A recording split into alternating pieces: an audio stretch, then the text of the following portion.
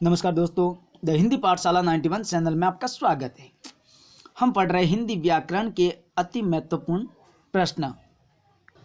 और दोस्तों, हिंदी व्याकरण के अति महत्वपूर्ण प्रश्न के अंदर ही हम आज समास से संबंधित समास से संबंधित अति महत्वपूर्ण प्रश्नों को संपूर्ण व्याख्या के सहित हल करेंगे। कैसे करेंगे? संपूर्ण व्याख्या के सहित हम एक एक प्रश्न को हल करके अच्छी तरह से हम समझेंगे। और आज की जो हमारी क्लास नंबर जो है वो है 34, यानी हम जो हिंदी व्याकरण के जो अति महत्वपूर्ण प्रश्न पढ़ रहे हैं इसमें क्लास नंबर आज की हमारी कौन सी है? 34। तो फिर आइए दोस्तों, बिना देर के आज की क्लास को हम शुरू करते हैं। और दोस्तों, क्लास को शुरू करने से पहले आप लोगों से रिक्वेस्ट है कि अगर आप हमारे चैनल पर नए हैं तो वीडियो को लाइक करें, ज़्यादा से ज़्यादा शेयर करें और हमारे चैनल को सब्सक्राइब जरूर करें। अब देखिए दोस्तों, हमारा आज का जो पहला प्रश्न पहला प्रश्न दोस्तों, नलकूप। शब्द है नलकूप, क्या है? अंधकूप। अंधकूप शब्द में आपको बताना है समास, यानी अंधकूप शब्द के अंदर समास कौन सा होता है। चलिए पहले समझते हैं अंधकूप शब्द जो है इसका अर्थ समझते। तो अंधकूप का मतलब होता है दोस्तों वह कुआं। कैसा कुआं? वह कुआं जो पूरी तरह से क्या हो गया हो? सूख गया हो, जिसका पानी, वह कुआं जिसका पानी जो है वो पूरी तरह से सूख गया हो। वह कुआं जिसका पानी पूरी तरह क्या गया हो? पूरी तरह से सूख गया हो। ठीक है, यानी ऐसा कुआं जिसका पानी पूरी तरह से सूख गया, उस कुएं के अंदर पानी नहीं, केवल घास फूसी बसी हो, तो उस कुएं को क्या कहते हैं? अंधकूप कहते हैं। दूसरी बात कि इसका अर्थ निकाले तो इस अंधकूप का अर्थ और निकलता है कि अंधा है जो कुआं, यानी इसका विग्रह करें तो अंधा है जो कूप। ठीक है, यानी अंधा है जो कूप अर्थात कुआं। तो इसमें कौन सा समास हो गया? यानी विशेषता की बात आ रही है। मतलब इसके अंदर दोस्तों है कर्मधारय समास। कौन सा समास है? कर्मधारय समास। ठीक है, बात करें अब दूसरा है बहुब्रीहि। तो बहुब्रीहि का जैसे कि आपको पता है कि बहुब्रीहि समास के अंदर न तो पहला पद प्रधान होता है न ही दूसरा पद प्रधान होता है, इसके अंदर अन्य पद ही प्रधान होता है। ठीक है, क्योंकि इसमें तीसरा ही अलग अर्थ निकलता है। अव्यय भाव की बात करें तो दोस्तों अव्यय भाव के अंदर प्रथम पद कैसा होता है? प्रधान होता है, यानी जो पहला पद है वो प्रधान होता है। और दूसरी बात इसके अंदर क्या होता है कि उपसर्ग युक्त होते हैं। ये उपसर्ग युक्त, यानी उपसर्ग युक्त शब्द जो होते हैं वो अव्यय भाव समास होते हैं। बात करें हम द्वंद्व की, तो द्वंद्व के अंदर द्वंद्व एकमात्र ऐसा समास है जिसमें दोनों पद प्रधान होते हैं। कौन से? प्रथम और द्वितीय, यानी दोनों ही पद प्रधान होते हैं द्वंद्व के अंदर। और द्वंद्व के अंदर एक तो और या फिर आदि शब्द का क्या होता है? लोप। और या आदि जो शब्द है उसका लोप होता है। आया दोस्तों समझ में? अब चलते हैं हम अगले प्रश्न पे। प्रश्न नंबर 2 बहुत ही बढ़िया प्रश्न है, आप ध्यान से समझना। जो पूर्व में न हुआ हो। प्रश्न क्या है? जो पूर्व में न हुआ हो विग्रह का समस्त पद होगा। यानी ये विग्रह किया हुआ है, उसका विच्छेद किया हुआ है कि जो पूर्व में घटित यानी पूर्व में न हुआ हो उसको एक शब्द में क्या कहेंगे? यानी इसके अंदर समास ही है, लेकिन आपको बताना है जो पूर्व में न हुआ हो इसका अर्थ क्या पूर्ववर्त होगा या अभूतपूर्व होगा या पूर्व रूप होगा या फिर पूर्ण भूत। ये पूर्व है दोस्तों, पूर्व भूत है। ठीक है, ये प्रिंट थोड़ा गलत हो गया, पूर्व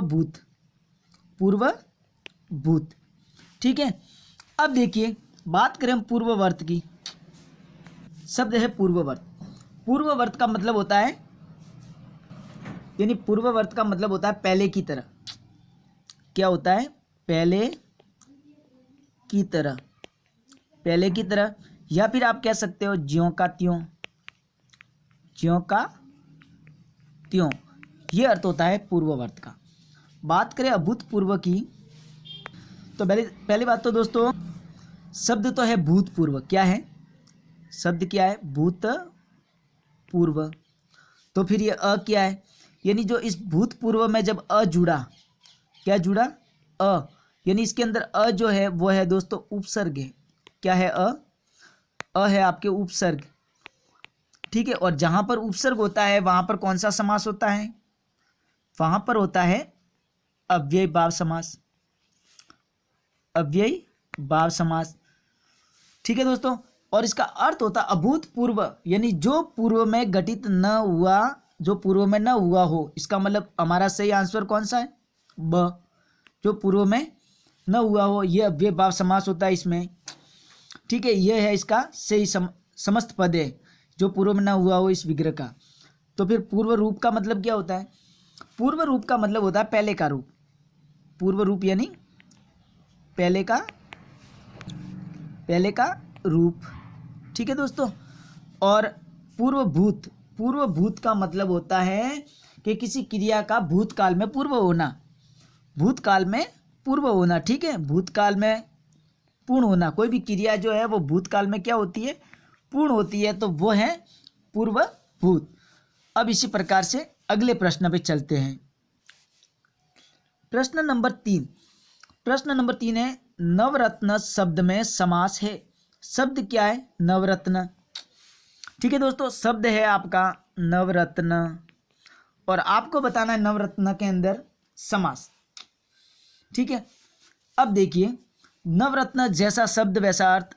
नवरत्न का मतलब होता है 9 रत्न। कितने रत्न? 9 रत्नों का समूह या 9 रत्नों का समाहार। कितने रत्नों का समाहार? 9 रत्नों का समाहार, ठीक है। 9 क्या है? संख्यावाची शब्द है। कैसा है? संख्यावाची है। कैसा शब्द है? संख्यावाची। और जिस समास का पहला पद संख्यावाची हो वो समास कौन सा क्या कहलाता है? द्विगु समास कहलाता है। यानी हमारा सही आंसर कौन सा हुआ? द्विगु समास, क्योंकि इसका पहला पद कैसा है? संख्यावाची। नवरत्न यानी 9 रत्नों का समूह या समाहार। तो नव जो है वो है संख्यावाची शब्द, ठीक है। नव क्या है? संख्या है, और इस वजह से ये हो गया हमारा द्विगु समास। फिर तत्पुरुष में क्या होता है? देखो दोस्तों, तो तत्पुरुष के अंदर दूसरा पद प्रदान होता है। कैसा पद प्रदान होता है? कौन सा?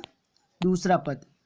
दूसरा पद जो है वो होता है प्रधान तत्पुरुष में। और कारक विभक्तियों का लोप भी होता है। कारक जो विभक्ति है उनका लोप भी होता है तत्पुरुष के अंदर, ठीक है। अब बात करें कि अव्यय भाव की, तो अव्यय भाव यानी जिसका वय न हो वो होता है अव्यय का अर्थ होता है जिसका वय न हो। और बात करें कौन सा पद, तो इसमें प्रथम जो पद है, कौन सा? प्रथम पद जो है वो इसका प्रधान होता है अव्यय भाव का, ठीक है। और द्वंद्व के अंदर दोनों ही पद प्रधान होते हैं। द्वंद्व में दोनों पद कैसे होते हैं?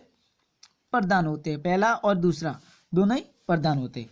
और अव्यय भाव के अंदर पहला पद, अव्यय द्विगु के अंदर कैसा पद प्रदान होता है? दूसरा पद प्रदान होता है। द्विगु के अंदर भी देखे तो कौन सा पद प्रदान होता है? दूसरा पद, ठीक है। पहला संख्यावाची और दूसरा पद कैसा है? प्रधान है। किसमें? द्विगु में। तो हमारा सही आंसर कौन सा है? द्विगु समास। नवरत्न में कौन सा समास है? द्विगु समास। अब चलिए आगे अगले प्रश्न पे।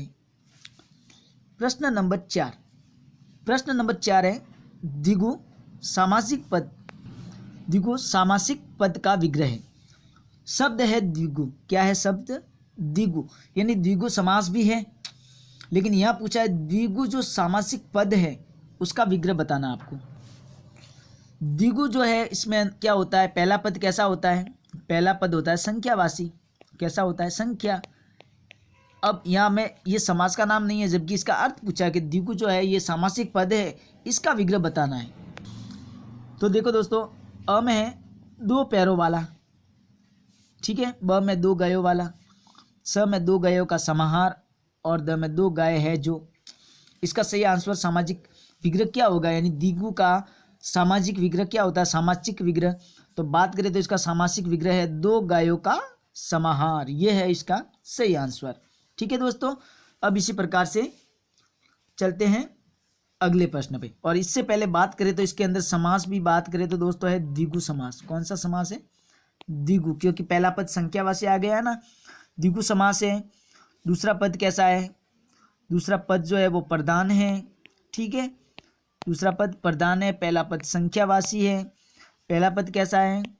पहला पद जो है वो है संख्या या संख्यावाची आप कह सकते हो। अब इसी प्रकार से अगले प्रश्न पे चलते हैं। अब देखिए दोस्तों, आज का हमारा अंतिम प्रश्न यानी प्रश्न नंबर 5। प्रश्न नंबर 5 है एक दंत शब्द क्या है? एक दंत। एक दंत पद का समास विग्रह है, यानी एक दंत पद का समास विग्रह आपको बताना है। दोस्तों बात करें हम एक दंत शब्द क्या है? एक दंत शब्द है एक दंत। जब इसका समास विग्रह करें तो होता है, क्या होता है? एक है दांत जिसके, एक है दांत जिसके, ठीक है, एक है दांत जिसके या जिसका, तो एक है दांत जिसका, ठीक है, आप जिसका कर सकते हो, थोड़ा सही लिखते हैं इसको। एक है दांत जिसका, तो वो कौन है? वो है गणेश। एक है दांत जिसका, ये है विग्रह। एक दंत का विग्रह क्या होता है? एक है दांत जिसका, और तीसरा अर्थ निकलता है कौन है? वो गणेश। तो अब इसमें बात करें हम समास की। पहली बात दोस्तों, एक दंत शब्द का समास विग्रह तो है एक है दांत जिसका, यानी ब, ये है हमारा सही आंसर ब। और एक है दांत जिसका, इसका तीसरा अर्थ क्या निकला है?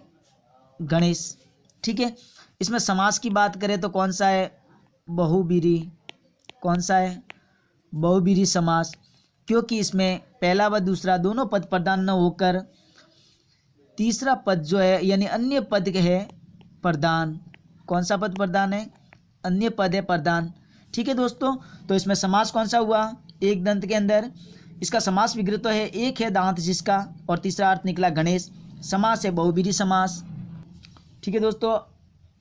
समझ में आया आपको? दोस्तों हमारी वीडियो कैसी लगी आप हमें कमेंट करके ज़रूर बताएं, और इसी प्रकार की वीडियो डेली आपको प्राप्त करना है तो हमारे चैनल को सब्सक्राइब करके हमें सपोर्ट जरूर करें, ताकि हम एक से एक बढ़कर आपके लिए क्लास लेके आएंगे, ठीक है दोस्तों। तो हमारी वीडियो को लाइक करें, ज़्यादा से ज़्यादा शेयर करें, और अगर आप हमारे चैनल पर नए हैं तो हमारे चैनल को सब्सक्राइब जरूर करें। धन्यवाद।